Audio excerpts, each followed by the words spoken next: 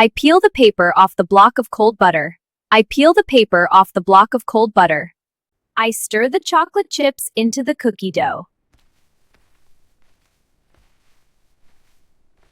I season the bread dough with a pinch of sea salt. I season the bread dough with a pinch of sea salt.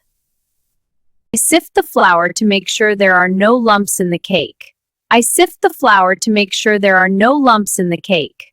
I crack 3 large eggs into a small glass bowl. I crack 3 large eggs into a small glass bowl. I grease the baking pan so the cake does not stick to the bottom. I grease the baking pan so the cake does not stick to the bottom.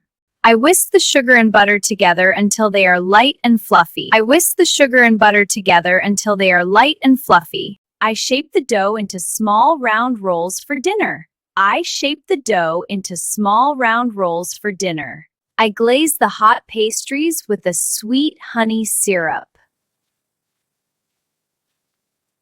I cool the fresh bread on a wire rack before cutting it.